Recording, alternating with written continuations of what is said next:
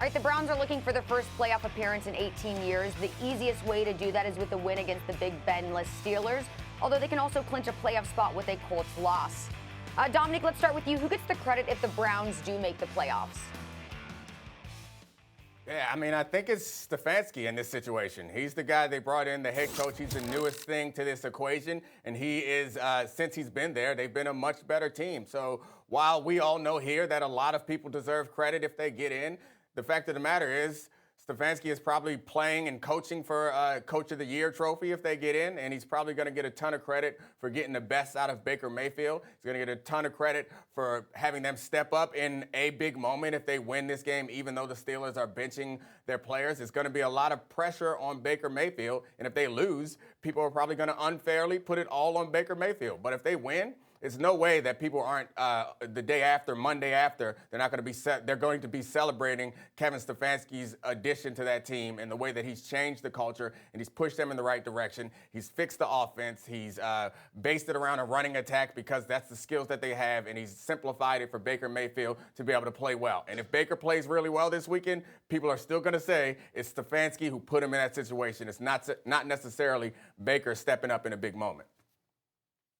See? You talk about people. We not talking about people, Dom. We are talking about the world that we live in. Me and you, right now, first take. Don't be talking about what people go say. Say Dom is going to say that Kevin Stefanski helped them win this game, not Baker Mayfield. Why? Because this is what happened. This is why, like, Max and Stephen A. get to bring up old stuff all the time because they work together. Because the other day when you were talking, we was like, you know who Baker Mayfield is. You don't need to see who Baker Mayfield is when we were having our Lamar conversation. What I do know is Baker Mayfield, at least through commercials, lives at the stadium. Kevin Stefanski don't get to live at the stadium. Baker Mayfield's book club meets at the stadium. Kevin Stefanski's book club don't meet at the stadium. Baker Mayfield can put Baker Mayfield's face on not Baker Mayfield's body on a Hulu commercial. I ain't never seen Kevin Stefanski on like Gary Kubiak's body on a Hulu commercial. It's about Baker Mayfield. If this team makes it to the playoffs, it's because Baker Mayfield became a better football player. He's the Baker Mayfield we saw in prime time against the Baltimore Ravens. He's the Baker Mayfield we saw tear up the Tennessee Titans. It's the Baker Mayfield who, without Odell Beckham Jr., after he goes down with an ACL tear in the first quarter against the Cincinnati Bengals, has one of the greatest performances we had seen from him up until that point that made us say, okay, dang, maybe this team is better without Odell Beckham Jr. And now, what happened against the Jets last week? Inexcusable, right? So you look at it, Baker Mayfield puts the ball on the ground 3 times, but they also don't rush for more than 30 yards.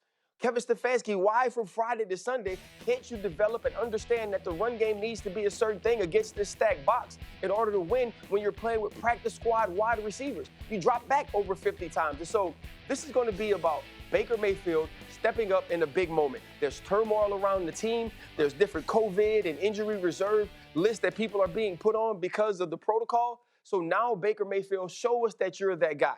And because if he doesn't, right, if this team doesn't get in, we're not going to say, well, Kevin Stefanski didn't coach well enough for this team to get in. Right. We're going to say, well, Kevin Stefanski got him to 10 games after Freddie Kitchens had them eating at the outhouse, not the penthouse. So this is going to be about Baker Mayfield, how he shows up, how he plays if this team gets into the playoffs.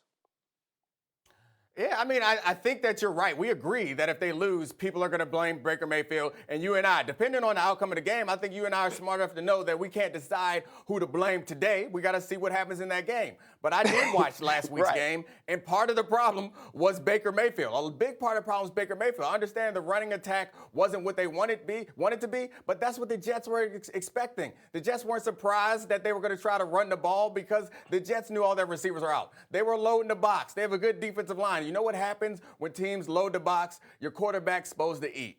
Baker didn't eat. And I love Baker Mayfield as an actor. His commercials are phenomenal. I mean, those guys can catch. You got to eat. But anyway, his commercials are phenomenal. I'm rooting for him to succeed just so we can get some new insurance commercials from him next year because he is great at that. But you notice in those commercials, you say he live in the stadium. When he try to get in, they act like they don't even know him. So don't act like Baker Mayfield owns Cleveland already.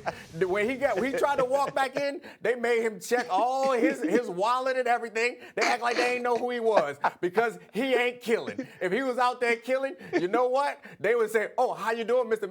Mayfield? Come right in. Go around the metal detector." They make that man go through that metal detector. You know why? Because they don't trust him. You don't trust him.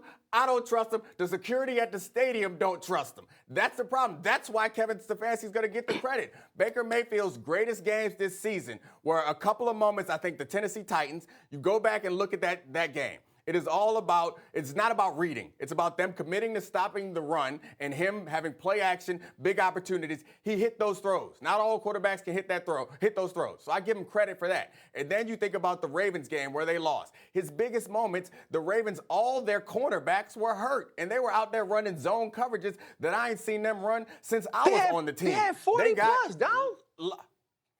I'm just saying. I'm saying what I saw happen, and they still lost the game. So I'm not saying that Baker's not good. And again, I love his commercials, so I hope he gets better so he can have his little skinny body Hulu commercials too. Those things make me laugh. I'm a Baker Mayfield thespian fan, but Baker Mayfield quarterback, there are still questions to be asked. And I know that after this game, you and I will watch the film and decide who deserves the credit or the blame. However, not us. We don't decide what the rest of the world thinks. We decide what we think. And in our text conversation, we're going to talk about whose fault it really is. But the world at large, if they lose, they're going to look back at last week and they're going to look at this week and you say, you know who was fumbling on quarterback sneaks? Not Kevin Stefanski. You know who wasn't hitting them throws when we need them? Not Kevin Stefanski. It's going to fall on Baker's head, whether it's fair or not.